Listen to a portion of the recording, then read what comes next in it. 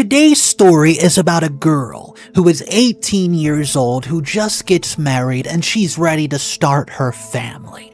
But we're going to follow her throughout a few years, and she slowly thinks, hey, I think I've jumped ahead of myself. I should not have gotten married this soon. I feel baby trapped. And she walks through the exact moment she realized she should not have married a 30-year-old when she was 18.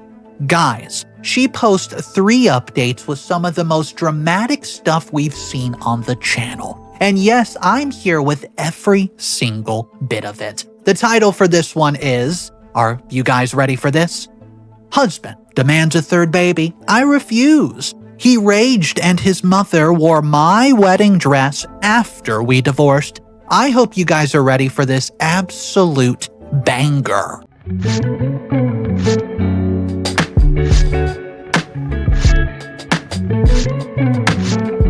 I just need to tell this story somewhere before I lose my mind. My husband is Patrick and he wants a 3rd baby. I said no. He called me all sorts of names and drove to his mother's house 3 days ago. He's still there. Our kids have not asked where he is once. That should tell you everything, but I'm going to tell you more anyways because I'm sitting in my kitchen, drinking wine from a coffee mug, and realizing I've wasted 12 years of my life. My name is Casey, 31 years of age, mother of 2, wife of nobody anymore if I have anything to say about it. When I was 18, a 30-year-old man convinced me I was special and mature and different from other girls my age. You know how the story goes, except you really don't, because nobody talks about what happens after the wedding, after the babies, after you're trapped and he doesn't have to pretend anymore. My sister Rory, she tried to warn me. See, we grew up in this kind of poverty that makes you either desperate for security or allergic to depending on anyone. She went one way, I went the other, and when Patrick showed up with his stable job and his promises of taking care of me forever, I thought I was the smart one. Rory was raising her son Quinn alone after his father vanished the second the pregnancy test showed positive. Working overnight shifts at a warehouse while finishing her degree online, living in a crappy apartment with roaches and loud neighbors. Meanwhile, I had a house with a dishwasher, a husband who handled all the bills. I won, right? I was so stupid. The thing about marrying young is you don't know what you don't know. I thought it was normal that Patrick never changed a diaper. Men just don't do that, right? I thought it was normal that he would sulk and slam doors if I was too tired for love after being up all night with a sick baby. Marriage is about compromise, right? I thought it was normal that his mother Kelly would call me with instructions about how Patrick likes his shirt ironed, his eggs cooked, his coffee made. That's just how families work, right? It was all wrong. But I didn't figure that until Rory met Sean 2 years ago and I watched what an actual partnership looks like. The first time I saw Sean cook dinner while Rory took a bath, I thought he was doing her some sort of special favor, like for a birthday. Turns out he cooks 3 nights a week because they both work and both eat so much food. Revolutionary concept, apparently. So the first time Rory mentioned she was going out with friends and Sean just said, have fun. No interrogation about who would be there, what time she would be home, or who's watching Quinn. I was shocked. He was just absolutely fine with it. Just assumed he could handle his own kid for an evening without detailed instructions. Patrick can't watch our children for 2 hours without calling me 15 times. Where are the snacks? What do they eat? When is bedtime? The girl who babysits our kids twice a month knows them better than their own father does. But I'm getting ahead of myself. Let me paint you the full picture of how I got here in my kitchen at midnight, about to blow up my entire life. Patrick, he never hit me. Let's start there, since everybody always asks that question. No, he never did. He never once laid a hand on me. He didn't need to. You know what's worse than being hit? Being erased. Being turned into an appliance that cooks and cleans and does whatever he says on command. At least bruises make people ask questions. Nobody questions a tired housewife. The grooming. It started immediately, but I just called it romance. He would pick me up from my retail job in his nice car, take me to restaurants I've never been to, buy me clothes that were more sophisticated than that of I wore, introduce me to his friends who were all impressed by how mature I was for 18. Nobody mentioned it was weird that a 30-year-old was dating someone who still had a curfew at her mother's house. We got married 7 months after we started dating. I was pregnant by the honeymoon, quit my job because stress is not good for the baby, and never looked back. By 20, I was completely dependent on him for everything: money, car, social life, identity. That's when the real Patrick showed up. Suddenly, I couldn't do anything right. The house was never clean enough, dinner was never ready on time, I gained too much pregnancy weight, I wasn't losing it fast enough after. The baby cried too much, oh, that's my fault. The baby was too clingy, also my fault, and his shirts had a wrinkle in it. His mother was upset about something, always my fault. Kelly, his mom, my mother-in-law, treated me like a hired help from day one. Not mean exactly, just like I was staff who would somehow con my way into their family. She would show up to inspect the house, recognize that the cabinets need to be reorganized, and tell me I was loading the dishwasher wrong. She would buy the wrong groceries, is what she's telling me. I'm parenting wrong, I'm even breathing wrong. Everything is wrong, and Patrick never defended me. I mean, why would he? She was right, I was just the help. I just happened to also be the help that he could, make babies with. His sister Bridget was so much worse. At least Kelly pretended to be helpful. Bridget just straight up treated me like the teenager who trapped her brother. Never mind that Patrick actually pursued me. Never mind that he's the one who wanted to get married so quickly. Yeah, forget about that. That he's the one who said we didn't need birth control on our honeymoon. In their eyes, I was the person that was wrong, and poor Patrick was the victim of my feminine wiles. At 18, with no money and no family support, sure. So let's talk about the birthday party incident that was 4 months ago, and one of the main reasons I'm making this post. It was my son's 8th birthday. I planned the whole thing because, Patrick doesn't do party stuff, so I did it alone. I ordered the cake, sent invitations, decorated, cooked for 20 kids and their parents, and had a screaming migraine by noon. Went upstairs to take something for it and heard shouting.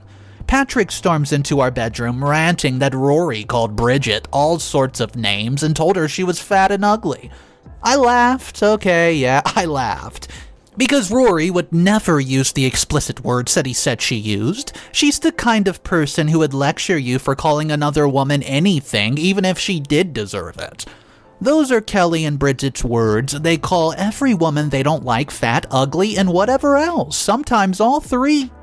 Well, I told Patrick his mother was lying, and he lost it. How dare I call his mom a liar? How dare I take my sister's side when I don't even like her? And how dare I disrespect his family and our home? The truth came out later when Rory told me what actually happened. Bridget saw her helping my brother-in-law set up the swing set and said that she should stop trying to do men's work and go help serve food like the other women. Rory told her to, you know what, and left with Sean. That's it. That's what got twisted into Rory calling her fat and ugly. It never happened. Patrick didn't care about the truth when I told him. He cared that I took Rory's side over his mom's. He slept in the guest room for a week just to punish me, and I had to apologize to Kelly for, quote, the misunderstanding to get him to speak to me again. That's when something in me cracked. Not broke, just cracked, enough to let it sink in. I started paying attention to Rory and Sean's marriage, like really paying attention to it. She mentions wanting to go to the gym, and he offers to watch Quinn so she can go. Not as a favor, just as a thing you do when your partner needs something. She's sick. He takes time off work to take care of her and Quinn, makes soup, does the laundry, handles everything without acting like he deserves a medal. So they both work full-time, but both do housework and both do children care, and both get time to themselves, and, well, they both get to be human beings. Meanwhile, I haven't heard of a haircut in 9 months and haven't been to the gym in 2 years, despite Patrick constantly commenting that Rory takes better care of herself. Can't get my nails done, because that's wasteful, but I also look sloppy with bare nails. Can't win, can't lose. Was never really supposed to win, I guess. The game was rigged from the start. I started doing the math, like really getting into it. I would wake up at 5:30 in the morning to make Patrick's breakfast and pack his lunch. He could do it himself, he's a grown man. But that's not how marriage works. I do every single school pickup and drop-off, every doctor's appointment, and every parent-teacher conference, which Patrick has never attended, every sick day, every nightmare, every bath time, and every bedtime story. I mean, everything. Patrick comes home from work, sits on the couch, and plays on his phone. If the kids try to talk to him, he says, "Go ask your mother." If they're too loud, he yells at them to be quiet, and if I ask him to watch them so I can shower, he acts like I've asked him to perform surgery. Yeah, his own kids, his own biological offspring that he claims to love and provide for, and he can't watch them for 20 minutes without help. But he wants another one. 3 nights ago, he starts his campaign. We should have a third baby. He makes good money. I mean, yeah, okay, true. We have a nice house, once again true, and the kids should have another sibling. That's debatable. I'm still young enough, barely relevant. Women have been doing this for centuries. There it is. He went on for 20 minutes about what a good provider he is, how lucky I am, and how most women would do anything to have my life. Stay home with the kids, don't have to work. You know, I work part-time from home, but he doesn't count that. Well, a husband who takes care of everything, what, except for his own children, huh? Something inside of me snapped, not like dramatically, just a quiet little snap like a thread finally giving in. No. He said, "What do you mean no?" I mean, no, I don't want another baby. That's not just your decision, he says. I said, "Oh, well, it is. Actually, it is my decision. Unless you figured out how to get pregnant yourself, it's entirely my decision." He stared at me like I started to speak Latin. Then came the usual manipulation tactics. Don't I love our family? Don't I want the kids to have another sibling? And do not? Well, yeah, don't I appreciate everything that he does for us? Am I really this selfish? And that's when I said it, the thing that you cannot take back, and I quote word for word, I said, "You don't do anything for us, Patrick. You pay the bills, that's it. You don't know our son's teacher's name. You don't know what size shoes Tara wears. Nope, you don't even know what they're allergic to. You've never spent a day going to a school event and you've missed Tara's first words because you were watching TV. You missed her first steps because you were at your mother's house, and you missed her dance recital because you simply forgot. You're not a father, you're a paycheck, and barely that since I work too. So no, I'm not having another baby for you to ignore while I raise it alone. It's not gonna happen." The silence was deafening. Then he called me all sorts of names under the sun, said I was delusional, ungrateful, a terrible wife, and a terrible mother, and then he left. Went to Kelly's house where he's been for what, 3 days now? You guys want to know the messed up part about it? I mean, the absolute most messed up part? The kids haven't noticed. He's been gone 3 days and they have not asked where he's at, because he's never really here even when he's here. He's just the angry voice that tells them to be quiet, the man on the couch they tiptoe around, and the reason mommy is always tired and sad. I called Rory that night, told her everything. She didn't say I told you so, even though she's been telling me so for 12 years. She just came over with Sean and food. Sean took one look at the situation and said, "Hey kids, want to have a sleepover at our home? We're building a blanket fort and watching movies," and they went happily. They love Sean because he actually plays with them, go figure, talks to them and sees them as what? People. Rory stayed with me and I told her everything. Everything I've been pretending was not happening. How Patrick sulks if I don't hook up with him. So I just do it to avoid the drama. How he controls all the money I have and asks for the cash to buy groceries. I mean, I have to ask. How Kelly told me I was lucky Patrick chose me despite my background, which is poverty.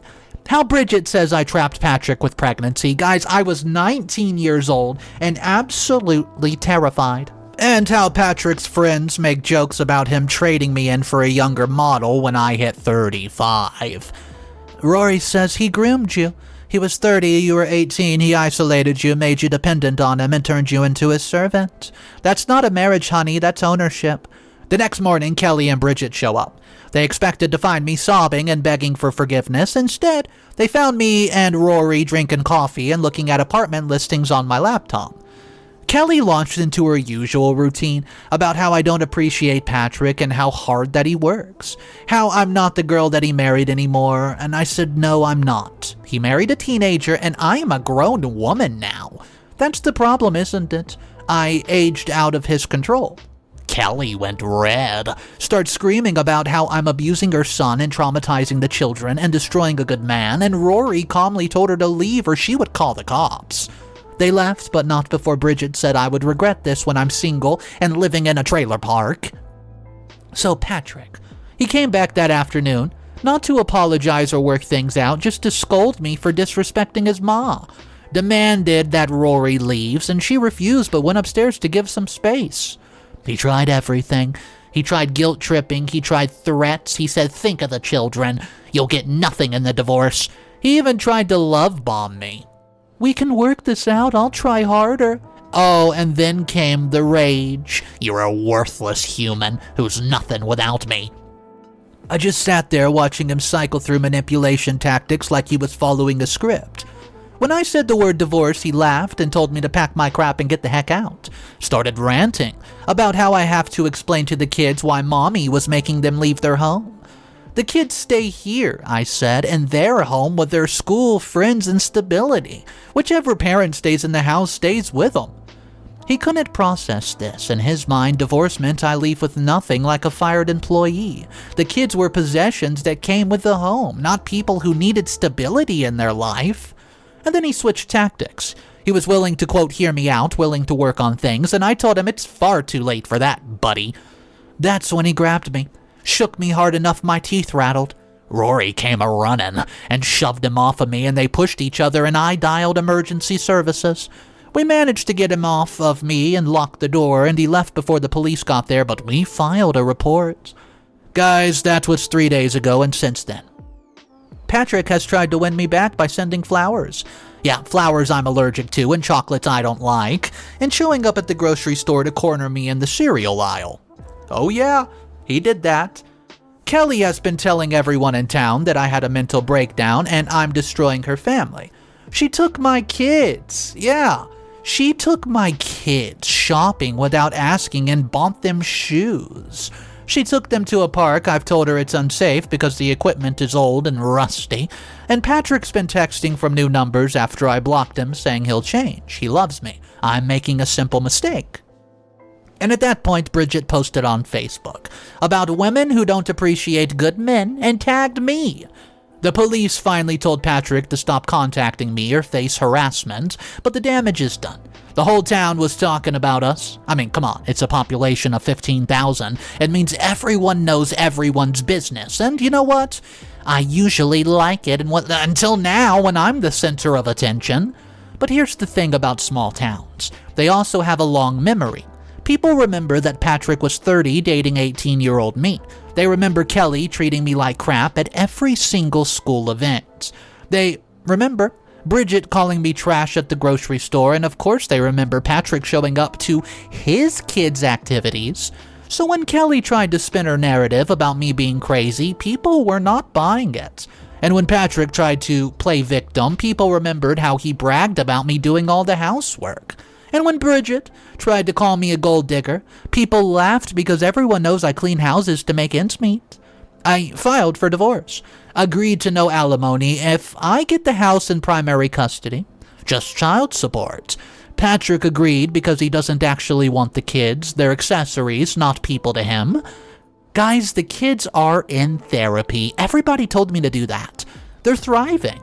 Don't even ask about Patrick. That's the part that breaks my heart. I gave 12 years to this man whose absence doesn't even register with his own kids. They're happy now, more relaxed, and Tara stopped having nightmares and my son stopped walking on eggshells. I even got a job cleaning homes. I also have my other job working remote part-time as data entry. Rory and I inherited a rental property from our grandmother that we've been splitting. That income helps. I'm making it work. Joined Rory's community volunteer group and started existing as a person, not just Patrick's wife or the kid's mom. But here's where the revenge story comes in. The real revenge that makes them all crazy. 2 months after the divorce was finalized, I saw Kelly at the farmer's market, wearing my dress. A sundress I left at their house that she called inappropriate for a married woman. Oh, but 60-something-year-old Kelly wearing my dress that she said made me look like I can't even say the word here. Patrick started dating a 22-year-old hostess from the restaurant where he goes for business lunches, and Kelly posts photos with her. So nice to have a sweet girl around again. The girl DM'd me on Insta, asking if Patrick was really that bad because her friends were warning her about the age gap. I did not trash talk him, I promise. I just sent her one photo. It was our wedding announcements from the newspaper. Local businessman, Patrick, last name redacted, 30. Weds recent high school graduate Casey, 18 years old. And I just let her do the math with that, and she dumped him. He blames me, calls me screaming that I ruined his happiness, and Bridget said I was bitter, and I was jealous. But I'm not bitter, I'm free. My kids are happy, and I can get my hair cut without permission. I can go to the gym, Rory watches the kids, and I do the same thing for her. I can have friends without interrogations, and I can exist without constantly apologizing for existing. Go figure. Patrick's now dating another young girl, 20 this time, and everybody in town just side-eyes them when they're out and about together, and other people whisper, remember, that's my revenge. Everyone's seeing what he really is, a man who wants a teenage servant he can control. Kelly still wears my clothing that she, quote, borrowed from the home. She posts about ungrateful daughter-in-laws while wearing my jewelry, and the whole town sees her depression. She's desperate. But that's going to be my revenge. Her showing everybody exactly who she always was, a nightmare mother-in-law. Bridget's husband started asking why she doesn't work like other wives, why their house is messier than mine, and why despite her not having a job. That is my revenge. Her own life falling apart because her doormat sister-in-law stopped being the comparison that made her look so good. Patrick has the kids every other weekend. He already missed 6 visits and the court's starting to give him a side-eye. Blames me. Hell, blames the traffic. Never blames himself. The kids don't care, they would rather stay home. And you can say one more time, 3 words. That's my revenge, but the ultimate revenge, so to speak. Tara. She asked me yesterday if she has to get married, and I told her no. She doesn't have to do anything in this world that she doesn't want to, and she said good. She wants to be like Aunt Rory, independent and happy. Then she paused and said, or like you too now, Mommy. You smile more now. You know what? I do smile more, and that is the ultimate revenge. Happiness, freedom, children who won't repeat my mistakes, in a life that is mine. Patrick wanted a 3rd baby to trap me for another 18 years. Instead, I trapped him with his own truth. He's a middle-aged man who preys on teenage girls and calls it traditional. Everyone knows it now. His mother knows it, his sister knows it, hell, the bowling alley knows it. So yeah, I told my husband he's not a great father and refused to have another baby with him. He called me all sorts of names, and I called a lawyer. Now I'm free, and he's stuck being exactly who he always was. Edit. Since people are asking, yes, the 20-year-old knows about me, and she's still with him. She says that she's into the age gap. Some lessons you have to learn yourself. I just hope she learns faster than I did. Edit 2. Patrick's been telling people I'm poisoning the kids against him. Reality, he doesn't show up to his scheduled visits. It's 8 missed visits now. Kind of hard to poison kids against someone when you're not even there. Edit 3. Kelly tried to friend request me on Facebook while literally wearing my engagement ring that, quote, went missing during the divorce. The audacity is almost impressive.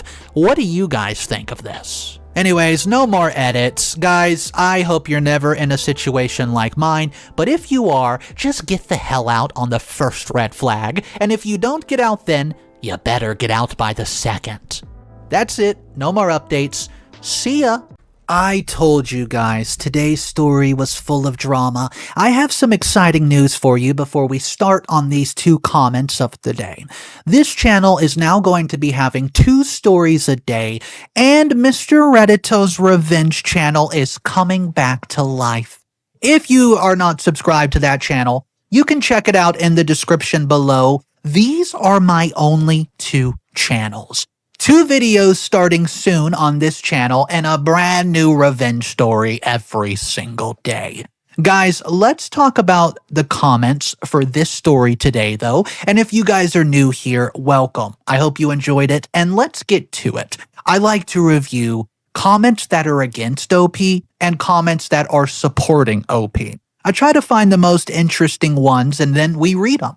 So here is the first comment, which is against OP. It says, Casey, you threw away a stable marriage because you got jealous of your sister's relationship instead of appreciating what you had. A husband who's a provider, never cheated, never harmed you, never hit you, and gave you a beautiful home and family. You admit Patrick worked full-time to support everyone while you got to stay at home. That's a luxury, girl. Millions and millions of women would just do anything for that. But you're angry that he didn't also do 50% of the housework. You were 18. You chose to marry him. You're an adult. Nobody forced you. And now you're rewriting history to make yourself the victim because, well, you're just convinced traditional marriage is oppression. You traumatized your children with this divorce, not the other way around. You destroyed yourself. And, well, that's what I have. It's a stable 2-parent home gone. And now force the kids into therapy because you wanted to find yourself. Now that you're 31 years old and you have 2 grown kids, Patrick dating younger women because you aged out of being a loving wife and becoming a bitter woman who called his mother a liar and screamed obscenities at his family. You'll regret this when you're 40 and alone, while Patrick probably has a new family with 2 more kids who actually appreciate him this time. Guys, I know what you're thinking. A lot of you do not agree with that comment, but hey, let's talk about it in our comment section down below, and if you do agree with it, let's hear it. Comment number 2, this one is what you would call more supporting towards OP. Here it is. The people defending Patrick are telling on themselves. Listen, a 30-year-old pursuing a barely legal teenager is weird, regardless of whether it's legal. And the fact that he immediately started dating a 22-year-old, then a 20-year-old, proves that he has a type. Hello, vulnerable young women he can't control. Casey was groomed, isolated, and financially abused and turned into an unpaid servant who was criticized for her appearance while being denied the ability to maintain it. That is absolutely not the definition of a traditional marriage. That's domestic slavery, okay?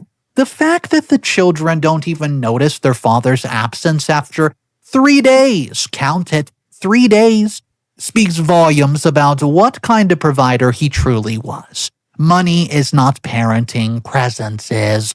His mother wearing Casey's clothes and jewelry while calling her ungrateful is psychotic behavior. I wonder where he gets it from. And that shows exactly where Patrick learned to be the abuser. Casey did not destroy your family. She saved her children from growing up thinking exploitation is love, and that women exist to serve who can't even remember their kids' teachers' names. That 20-year-old girl that Patrick's dating now will learn the same harsh lesson that Casey did. Just hopefully faster thanks to Casey's courage in exposing this creep. Guys, that's the 2 comments for today. Let me know in the comment section down below, do you agree more with comment number 1 or comment number 2? If you guys agree with comment 1 or comment 2, put it in our comment section down below. Let me hear about it. And also, if you have any more hypes available for this week, it's a new feature YouTube rolled out, which is similar to the like button, but it helps out the channel if you click the hype button as well. You get 3 hype clicks per week, so if you still have any left, go ahead and click this hype button below the video. Smash the like, drop a comment, and of course subscribe. I'll see you guys tomorrow. Have a great day. And of course, remember one crucial thing. It's cool to be kind. Peace.